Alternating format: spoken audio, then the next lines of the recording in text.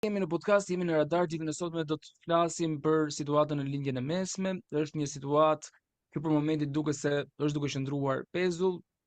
Palët janë duke ndërmjetësuar për një arritje të një marrëveshje, jemi në armpushim, por në këtë marrëveshje ka dhe shumë prapaskena që po ndodhin pas takimet mes dy delegacioneve janë të herpastërshme për zbërthyer këto takime, por edhe të gjithë situatën atje. Kemi një komunikim në këtë momente nga Malajzia me studiuesin dhe historianin zoti Olsi Yazexhi. Zoti Yazexhi, faleminderit shumë që jeni me ne. Selam aleikum, faleminderit për ftesën. Aleikum selam. Në çfarë faze jemi? Unë e thash që është një armpushim, palët janë në negociata, po çfarë po ndodh konkretisht? Konkretisht kemi një armpushim ndërmjet Amerikës dhe Iranit pas luftës 40 ditore. Dhe ky armpushim u ndoq me ato që u njohën si takimet e Islamabadit, ku amerikanët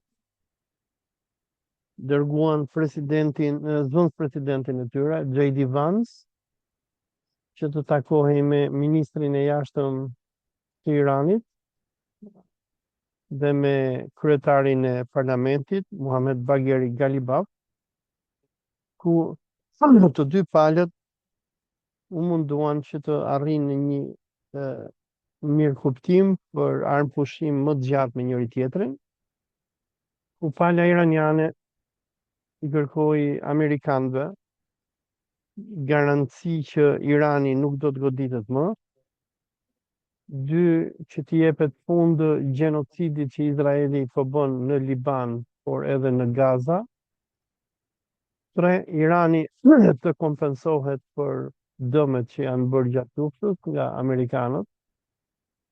Katër, Irani të ketë kontroll mbi ngushticën e Hormuzit. Pesë, Irani t'i hiqen sanksionet që amerikanët i kanë dhënë, ato që njihen sanksione parësore dhe dytësore. Pala amerikane, ndërsa pranoi shumë nga pikat e Iranit, kërkonte nga iranianët që iranianët të dorëzojnë programin e tyre nuklear, do të gjithë uraniumin që kanë, t'ia japin amerikanëve. E dyta, që mos kontrollojnë ngushticën e Hormuzit dhe mos të sponsorizojnë më grupet të cilat luftojnë për shlirimin e Palestinës. Por pika me sa duket deri në këto momente më problematike që kanë amerikanët me iranianët është programi nuklear, ku ata kanë kërkuar nga iranianët që t'ua rrëmbejnë të gjithë materialin nuklear që ata kanë.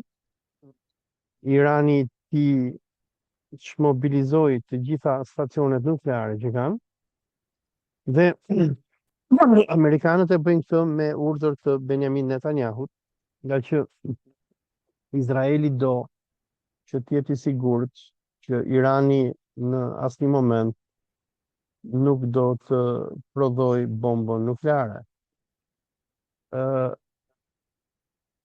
Izraeli kërkon që të ketë gjithmonë supremaci mbi Iranin, do që vetëm Izraeli të ketë bombë nukleare dhe me këtë bombën nukleare të kërcënoj gjithmonë muslimanët dhe t'i zhduki ata, ashtu sikur ka bërë në Palestinë, sikur po bën në Liban, sikur zionistët dhe amerikanët kanë bërë në Irak, në Libi, në Siri e të tjerë.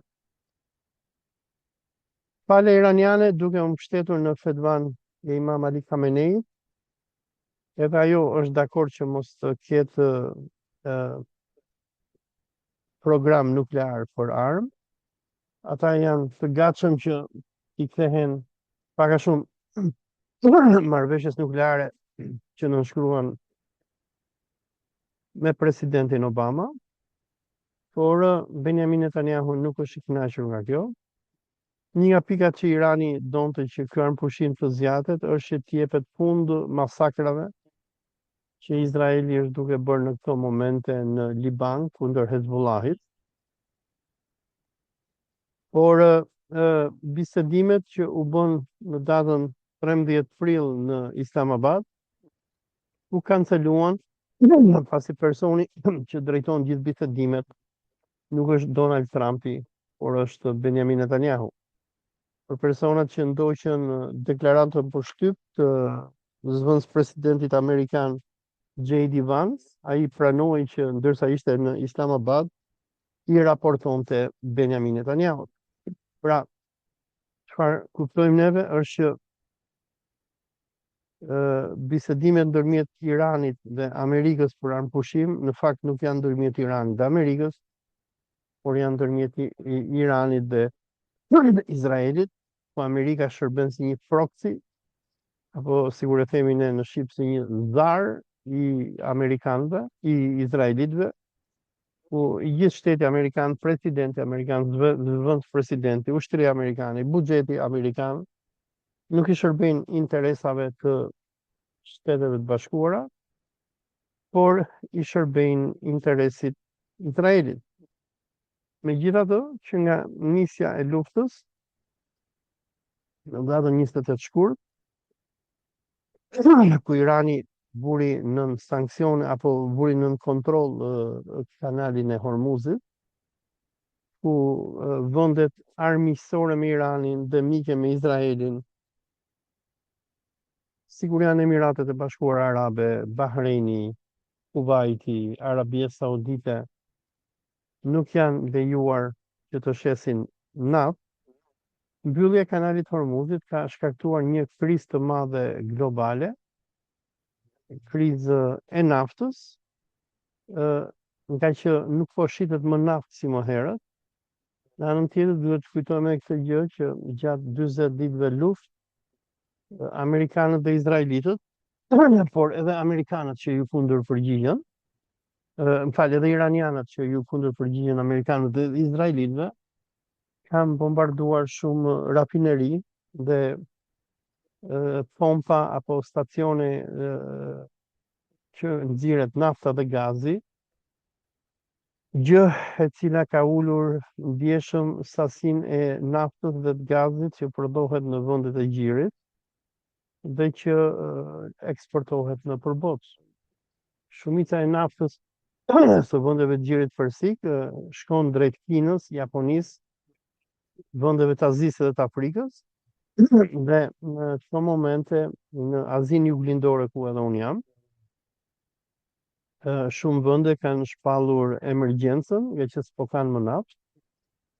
Në për vende sikur Tajlanda, Bangladeshi janë mbyllur shkollat, në Indi po mbyllen fabrikat etj, nga që nafta dhe gazi që mbanin këto ekonomi që të funksiononin tashmë po mungojnë. Pra, ajo që bëri Benjamin Netanyahu duke nisur luftën kundër Iranit në datën 28 shkurt 2026, është një luftë e cila po ka impakt në gjithë globin dhe gjithë njerëzimi po paguan haracin e Izraelit. Zotja Zexhia, shikoni të mundur që të ketë një paqe të shndrueshme, apo edhe nëse arritet një marrëveshje për paqe do të jetë sërish të prisht? Por sa kohë që Benjamin Netanyahu të jetë kryeministri i Izraelit, unë nuk besoj që do të ketë ndonjëherë paqe, nga që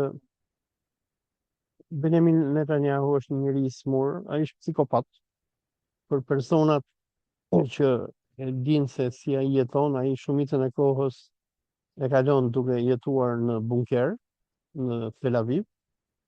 Biles edhe kur gjykatat e kërkojnë, ai nuk shkon në gjyq se thotë jemi në gjendje lufte. Ai ka një interes personal që të ketë gjithmonë luftë. Interesi ka të bëjë se nëse mbyllet lufta, atë gjykata e Izraelit do ta fusë në burg për vjedhje. Dhe në anën tjetër ai është psikopat që beson se ai ka për detyrë që të zhdukë Islamin dhe muslimanët, në mënyrë që mos ketë më fuqi muslimane në lindjet e mesme që do kundërshtoj Izraelin, dhe pasi ata ta bëjnë këtë gjë, plani tjetër i Netanyahu dhe i zionistëve është shkatrimi i xhamis Aksa, nga që zionistët besojnë se ata duhet shkatrojnë xhamin Aksa dhe në vend të saj të ndërtojnë tempullin e Sholomonit, nga që ata besojnë se vetëm në këtë mënyrë Allahu do t'i fali, atyre do t'i largohet mallkimi dhe do të jetojnë në paqe dhe do të sundojnë botën. Nëse shikoni historinë e krijimit të shtetit Izraelit,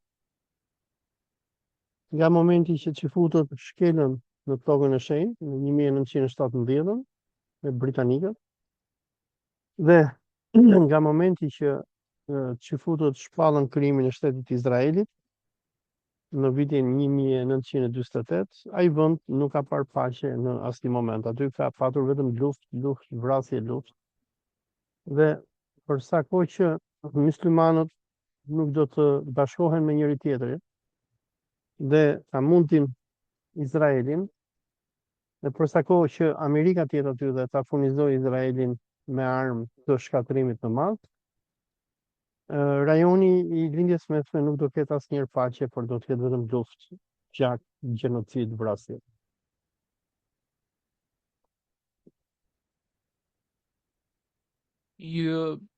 Është folur shumë për luftën, është folur shumë për këtë konflikt, është folur shumë për betejat që janë zhvilluar, por ajo që pasqyrohet nga mediat ndërkombëtare, a është e vërtet me atë se çfarë ka ndodhur me të vërtetën në atë rajon?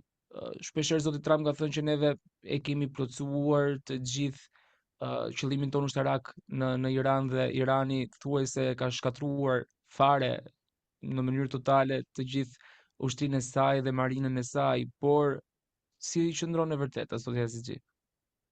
Tani, shumica e mediave perëndimore, sikur dihet, kanë bërë censur për atë që ndodhte në luftën 40 ditore. Megjithatë, media sikur Al Jazeera apo edhe për personat që ndjekin kanale të ndryshme për luftën në Telegram, në Twitter e tjerë, kanë parë që lufta ka qenë një nga luftrat më të tmerrshme në historinë e Amerikës.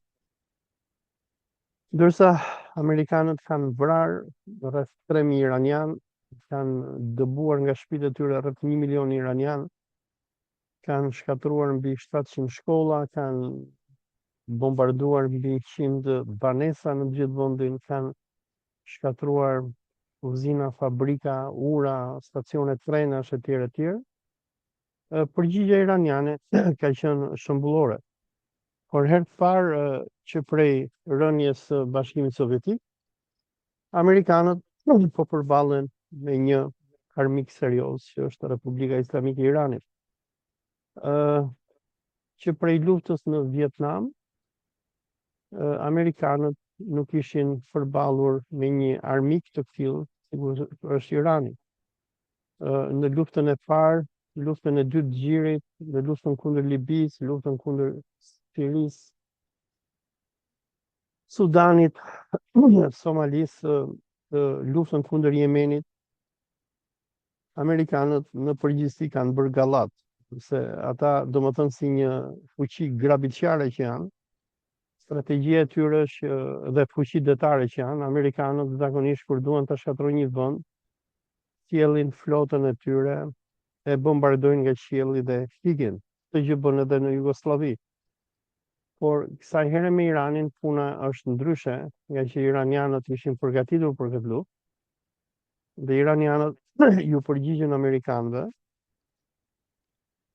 duke i goditur ata mbrapsht, duke i goditur luftanijet e tyre, ku amerikanët deri në këtë moment nuk guxojnë që t'i çojnë luftanijet e tyre në Gjirin Persik, i dogjën dhe i shkatruan bazat amerikane në gjithë Gjirin Persik, nga Arabia Saudite, Katari, Bahreini, Emiratet e Bashkuara Arabe, Kuvajtin veçanti.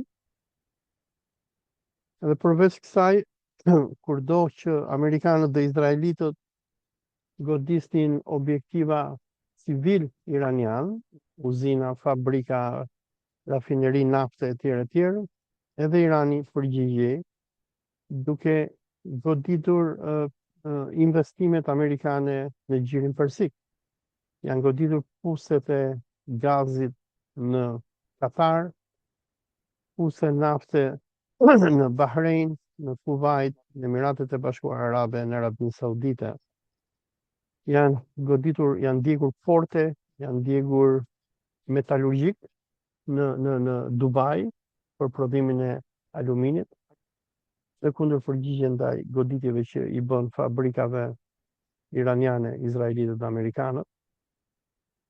Dhe në këto momente që ne flasim, këto regjimet zioniste arabe, sikur Arabia Saudite, sikur Bahreini, Kuwaiti, Emiratet e Bashkuara Arabe, që deri në këto momente i shërbenin në mënyrë të verbër Amerikës dhe Izraelit, pasi amerikanët u thonin që nëse na paguani ne, po na lat neve që të marrim naftën tuaj, ne do t'ju mbrojmë juve nga Irani. Irani ja theu këtë mit. Irani tregoi që Irani mund të godasi, mund të vrasi, mund të mundi amerikanët në tokën më të afërt, në këtë rast janë këto vendet kukulla arabe. Po përveç saj, Irani goditi edhe Izraelin për 40 ditë luftë, që futurit jetonin si minjë për bunkere dhe për tunele, nga që iranianët godisnin pothuajse 3-4 herë në ditë. Në një postim që ambasadori amerikan Mike Huckabee bëri pas arritjes së armpushimit, që e bëri në Twitter, thoshte çfarë lumturie është që më në fund po flej në krevat, nga që në 40 ditët e luftës ai fakiri kishte fjetur në një tunel, edhe nxori edhe foto, kishte fjetur në një krevat portativ me qenin e tij, edhe duke mos guxuar që dali dhe ta shohë dritën e diellit. Pra, domethënë ndryshe nga ndoshta sidomos në Shqipëri, ku shumica e pronarëve të mediave, nga që janë edhe spaçator droge edhe janë marrë me pisliqe, kanë frikë që të jenë kritik ndaj amerikanëve, sikur kanë edhe shumë gazetarë, domethënë, se humbasin vendin e punës.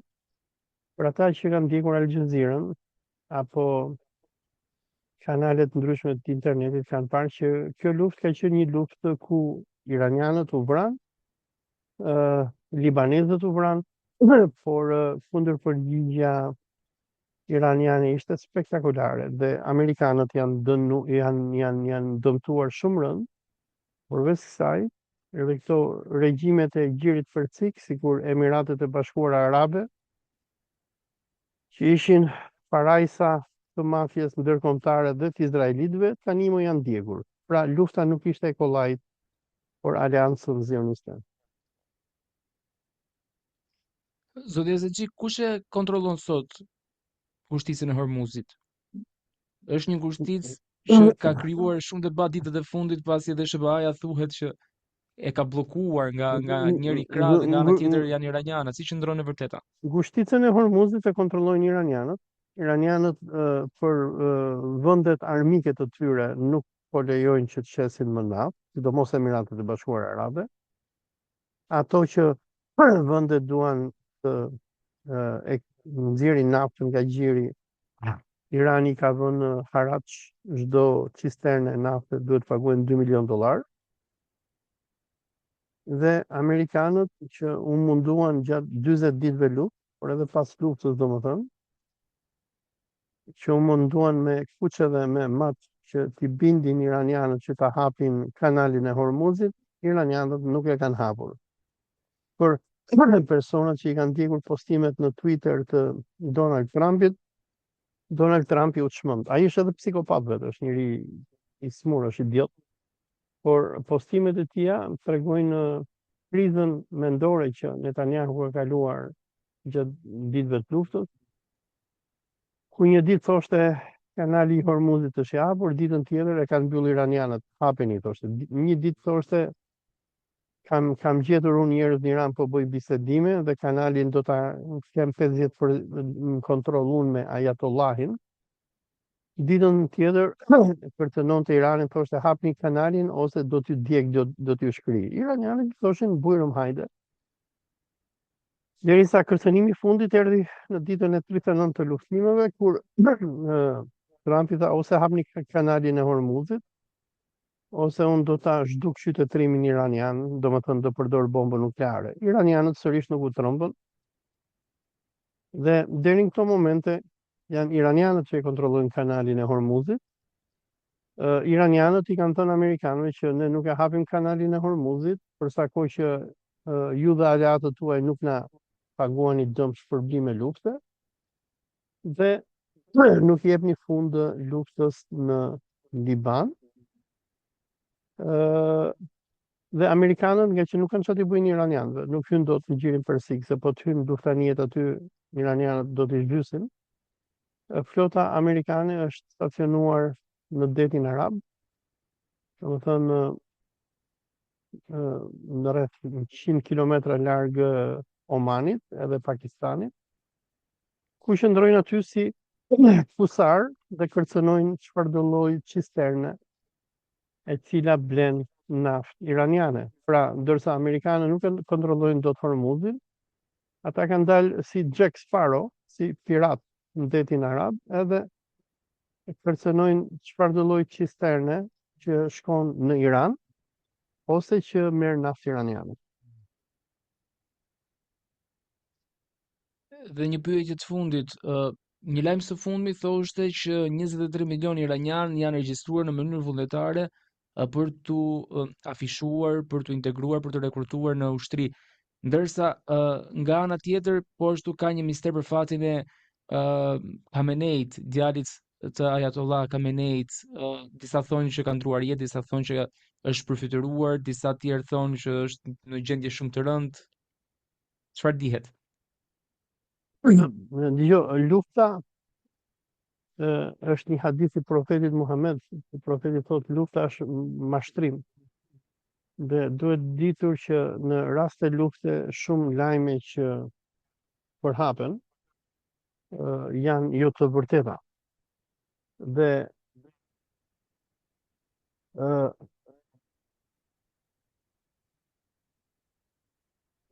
duhet kuptojmë që shumë gjëra që shkruajnë mediat nuk janë të vërteta, edhe nuk do thotë që janë të vërteta. Por sikur thot profeti Muhammed në një hadith që transmetohet nga Sahih Buhari, që profeti thot që lufta është mashtrim. Këto domethënë dezinformacionet janë normale në luftë.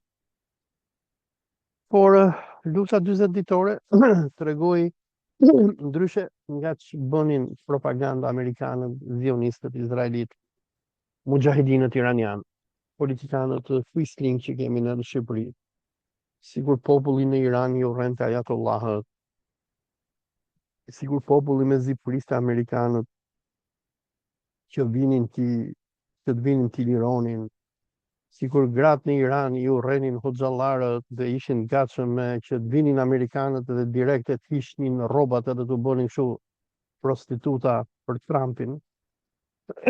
Gjitha këto idiotësira që janë hedhur nëpër media, sidomos në mediat në Shqipëri. Unë në Shqipëri si pasojë e prezentës së mujahidinëve iranian, dezinformacioni për Iranin është i llathtarshëm. Çfarë tregoi lufta është që populli i Iranit është me qeverinë e tij. Një shembull është ajo që ndodhi, nëse jam gabim, sa ka qenë data? Më duket në datën 3 prill, kur ra ai avioni, iranianët domethënë rrëzuan avionin F-15 dhe kërkonin që të gjenin pilotin amerikan që kishte rënë, dhe amerikanët dërguan helikopter që ta gjenin pilotin. Për personat që kanë parë videot online, i gjithë populli i Iranit u çua me pushka, me pistoleta, dhe sa herë shikonte ndonjë avion apo helikopter iranian e godiste. Dhe Donald Trumpi në një deklaratë që dha për media tha ku sulmonte një nga këto mediat amerikane, më duket The New York Timesin apo një tjetër, e cila kishte nxjerr lajmin që ka rënë që është edhe një pilot tjetër që kërkohet dhe është i humbur në Iran. Dhe Trumpi me këtë rast personoi këtë pilotin, këtë gazetarin amerikan, tha dua ta gjej ta fus në burg, se tha prej këtij tha, ne ata kur shkuam të shpëtonim pilotin, nuk u përballëm më me gardën revolucionare dhe me ushtrinë e Iranit, po u përballëm me miliona iranian. Çfarë do thotë kjo? Që në Iran i gjithë populli është ushtar. Domethënë, edhe ata iranian që urrenin islamin, urrenin hoxhallarët, urrenin Republikën Islamike, në momentin kur Amerika dhe Izraeli filluan të bombardojnë Iranin dhe të vrasin njerëz të pafajshëm, i gjithë populli u bë me qeverinë, me shtetin e tij, i lanë më janë ato mërit që kishin. E dyta, populli i Iranit e pa që Hoxha Ali Khamenei, i cili ka qenë edhe shoku i Hafiz Sabri Koçit, rahmet pafshin të dy. Hafiz Sabria ka pas shkuar në Iran dhe kur shkonte ka pas majt hutbe te xhamia e Dina Hoxhës, të mbaj mend si tani, që tregonte për shtypjen e madhe që i kishte lënë Imam Ali Khamenei. Edhe duhet të them që vrasja nga amerikanët e Ali Khamenei, vrasja e udhëheqësve të Iranit, i tregoi popullit iranian që këta persona që e udhëheqin Iranin sot, po paguajnë me gjakun e tyre për të mbrojtur vendin e tyre nga amerikanët dhe izraelitët. E për këtë arsye, populli është i gjiti me udhëheqësinë e tij. Dhe me vrasjen e Imam Aliut, Imam Moshtaba Khamenei, djali i tij që mori pushtetin, populli iranian atij i bindet në mënyrë fanatike dhe nuk ja bën fjalën dy. Tani këto lajmet që nxjerrin mediat amerikane janë më shumë kështu thashëtheme, jo dëgjova unë që tha filoni është plagos keqe dhe po shpërfytyrohet e tjera, këto janë gjitha thashëtheme që botojnë mediat izraelito-amerikane në perëndim. Paka shumë që dhe qëllimi këtyre është hapja e dezinformacionit dhe domethënë nxitja e pasigurisë në Iran. Por deri tani indikacionet janë që Imam Moshtaba Khamenei është i gjallë, ai jep direktivat dhe ai domethënë është udhëheqësi suprem i vendit. Deri tani unë nuk kam parë ndonjë indikacion nga pala iraniane që ai është keq apo është shpërfytyruar, por normalisht që iranianët duhet ta mbajnë Imam Moshtabën të fshehur, nga që sigur pamne që nga vrasja e Imam Ali Khamenei te krerët e gardës revolucionare iraniane etj. Izraelitët dhe amerikanët kanë një teknologji të llahtarshme, nëse ata e gjejnë se ku ndodhet dikush, ata mund ta vrasin. Sigur vranë për shembull Ali Laridjanin, që ishte kreu i Këshillit të Sigurisë Kombëtare Iraniane, dhe është në interesin kombëtar të iranianëve që t'japin sa më pak informacione për Imam Moshtabën, nga që nëse Imam Moshtaba do dali dhe do t'rregojë se ku është, atëherë izraelitët dhe amerikanët do ta piketojnë dhe do shkojnë dhe vrasin. Dhe nuk është interesin e iranianëve tani që janë në gjendje lufte që të vritet imami i dytë, nga që imami ka një rëndësi shumë të madhe për iranianët në këto momente. Ai është drejtuesi i xhihadit apo i luftës shenjtë kundër zionistëve dhe jeta e tij ka një rëndësi shumë të madhe. Prandaj mendoj se këto dezinformacione që hapen jo është plagosur keq, jo është duke vdekur, jo është deformuar etj. Me një probabilitet të madh ka mundësi që të jenë thjesht thashëtheme edhe dezinformacion. Zoti Azizi, faleminderit shumë që ishit me ne në këtë analizë dhe faleminderit shumë për të gjitha detajet që treguat nga luftimet që u zhvilluan, por edhe bisedimet që janë duke vijuar momentalisht. Faleminderit për ftesën. Selam aleikum wa rahmatullah. Aleikum selam. Faleminderit shumë.